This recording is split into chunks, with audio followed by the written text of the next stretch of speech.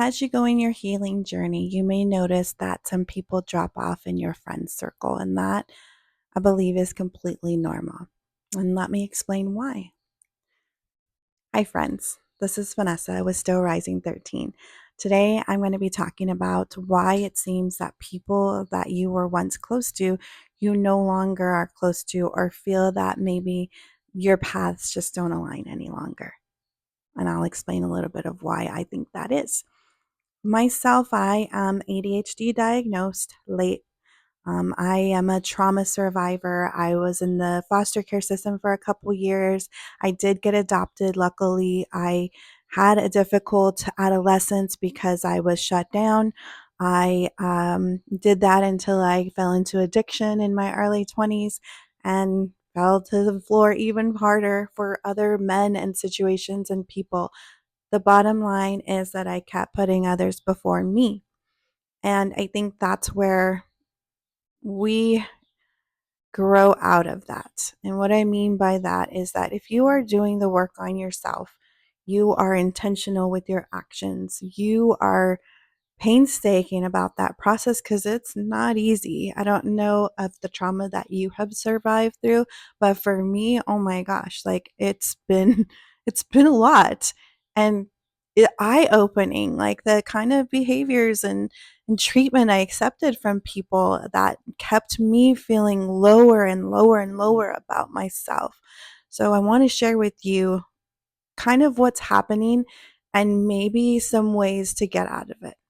So, if you're like myself and you are healing through your trauma and getting better in yourself, um, my importance with friendships has increased, meaning that I require people to meet me where I am, as authentic as I am, and in the space that I am.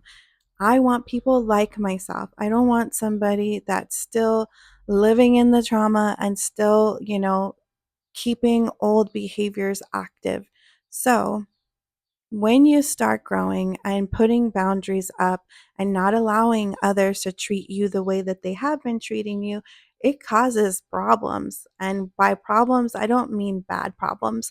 I mean, it's uncomfortable, but it's not bad. Because getting treated poorly, not being respected, your boundaries not being valued or respected, all of those things that make us as people. So when they're not, authentically, appreciated by others, then it is hard for us to be in a space where we're able to grow. I do believe that what you surround yourself with is what you are inviting into your life. And not to say that you can't have friends that maybe are in different levels of their healing journey, because I myself have those too. And not that I'm perfect and I'm always altruistic and great and good, because I'm not. This is a real channel about real things. And I have struggled with my dark side and those horrible facts about myself, or the fact that I stayed in situations that were negative for me. So it is uncomfortable, and people are going to be upset with you or confused at what is this change? Why are you stopping this behavior now when you accepted it? So get ready for some uncomfortable conversations and be okay with the fact that you weren't meant to be like them. You are different, and that doesn't make you better. It just makes you different, and that's okay. I think a lot of times people are like, "Oh, you're different. Are you? Let's, she doesn't comply. She doesn't conform. Let's X her out. And that's, mm-mm. Let's enjoy. Let's enjoy other people's spaces and be okay with that, because their attitudes, their experiences, anything has nothing to do with you except that, hey, this is where I'm at today. I don't tolerate disrespect. And if I feel that I'm giving more in a situation, I'm either going to call it out or I'm going to stop engaging. So that's what I ask you to do. If you're new on this journey of healing and going through the pain of having to get real in your relationships with others, I invite you to be uncomfortable, because it is at first. I would say it's not uncomfortable to me anymore. Yesterday, I went to a butterfly exhibit at SOAR. It's called SOAR, but it's at the South Botanic Garden in LA. And that's something that I wouldn't do normally by myself. In fact, I asked a group of ladies to come with me if anybody wanted to, and nobody was interested.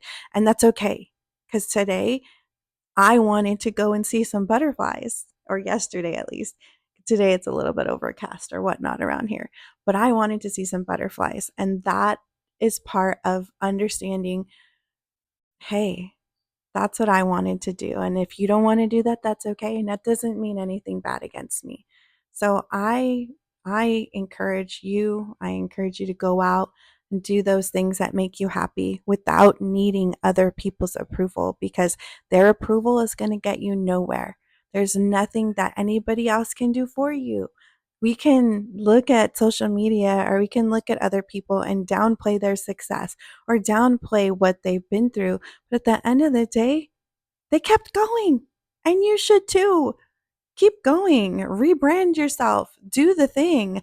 Do the uncomfortable thing.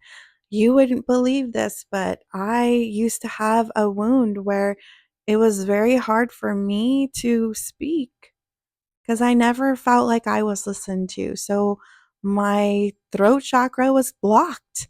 And it wasn't until I was able to sit in the uncomfortability and heal, recognize what that is, and accept it and move forward and be okay with the fact that this is going to be hard on some days.